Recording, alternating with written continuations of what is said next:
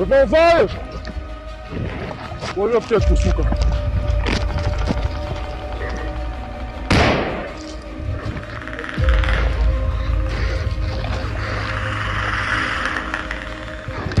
Привет вам.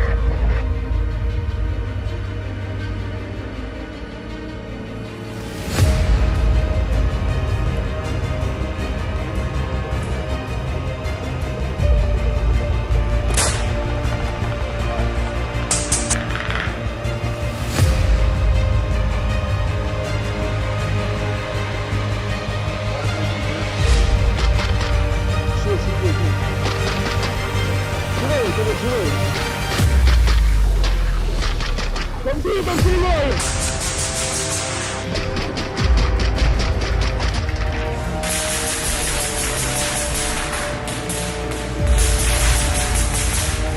Блядь, да так слава, блядь, бро!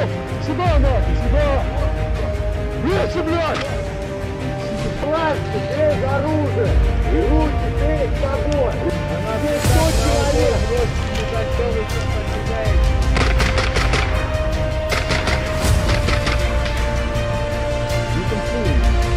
Броня, аккуратно, там шатыры это жмут.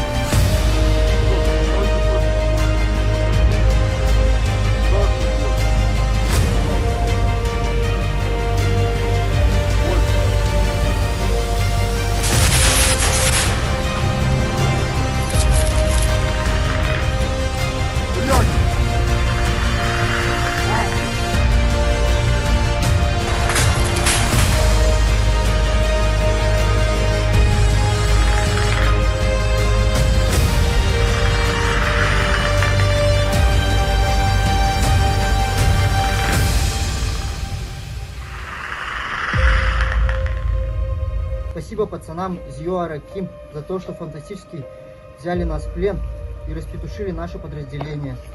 Из-за вас не будет в стране таких петушар. Слава Украине! Слава Украине! Это просто, блядь, пиздец. Он все эти... записываешь, что ли? Да. Со мной товарищ, блядь, выходим. Да, выходим, блядь, из этой ебучей черепахи. Сука, сколько народу мы потеряли. Это просто пиздец.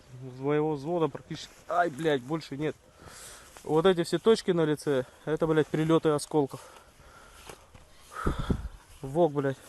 Он еще и какой красавчик. А, сколько их, блядь. Настоящий воин. Воин, блядь, который просто собрал все осколки своим ебалом. Тут, блядь, простреленная нога, нахуй. Тут, наверное, не видно, блядь. Вот, возвращаемся на эвакуацию, блядь. Надеюсь, мне ногу не отпилит. Нихуя себе. Ну, это пиздец. Люди тут ходят, а тут ТМки, нахуй, раскиданы. Хули, типичная Украина.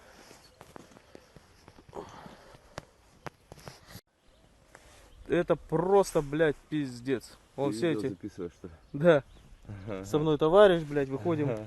Да, выходим, блядь, из этой ебучей черепахи. Сука, сколько народу мы потеряли. Это просто пиздец. Своего взвода практически... Ай, блядь, больше нет. Вот эти все точки на лице, это, блядь, прилеты осколков. Вок, блядь. Он еще и какой красавчик. А, сколько их, блядь. Настоящий воин. Воин, блядь, который просто собрал все осколки своим ебалом. Тут, блядь, простреленная нога, нахуй. Тут, наверное, не видно, блядь. Вот, возвращаемся на эвакуацию, блядь. Надеюсь, мне ногу не отпилит. Нихуя себе. Ну, это пиздец. Люди тут ходят, а тут ТМки, нахуй, раскиданы. Хули, типичная Украина.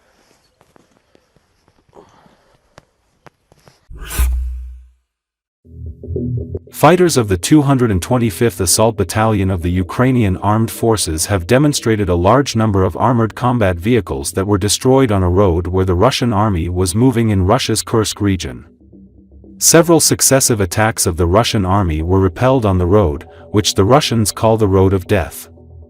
As a result, the tanks and armored personnel carriers involved in the attack were blown up and destroyed. Armored vehicles were destroyed mainly by the Ukrainian army's artillery and drone strikes.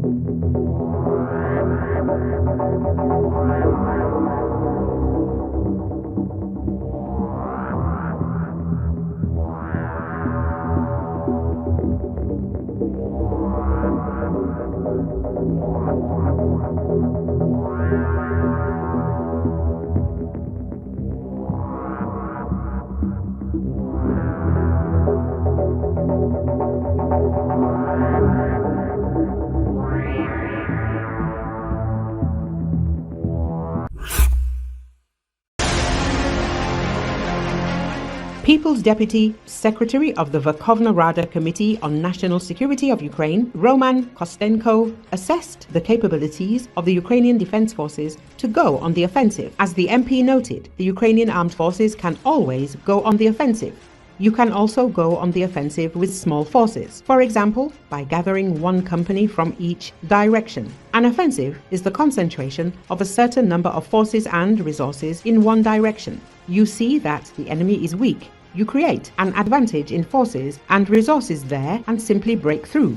In his opinion, the main question is expediency. It should not be an offensive for the sake of an offensive.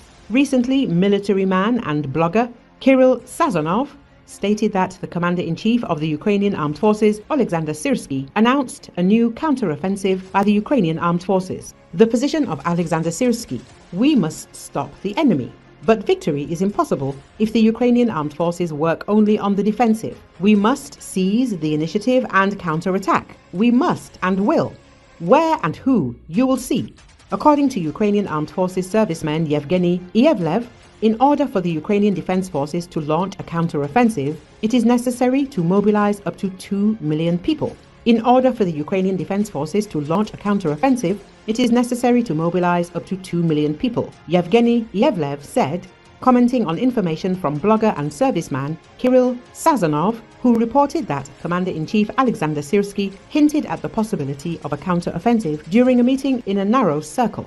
Ievlev said that as a military man, he could not know such a quantity of data and factors that are known to the Commander-in-Chief. At the same time, he noted that according to military data, in order to counterattack, 3 times more people are needed than the enemy. Today, in total, 600 to 700,000 Russians are concentrated against us. That is, we need at least 1.8 million people mobilized to attack. This is only to liberate the territories. This number of people needs to be put down, and after them, someone else must come, put up a flag and control and hold this territory, Ievlev emphasized. At the same time, he noted that the Ukrainian military command may have plans to liberate territories in small local places. But we must take into account that the units that are currently on the front lines, particularly in Donbass, are very exhausted and have a certain crisis with their infantry, the military man emphasized. He notes that our weapons cause significant losses to the enemy, but the line that the enemy is pushing forward is held by the infantry. Therefore, if there is such a crisis within the infantry from the point of view of defense, then is the story of the offensive even appropriate? That it is necessary is obvious, Ievlev emphasized. Military and political observer of the information resistance group Alexander Kovalenko believes that there is no prospect of the Ukrainian armed forces withdrawing from defensive combat operations in the near future. He noted that at least until Donald Trump's inauguration, the Ukrainian Defense Forces will be in a state of defense.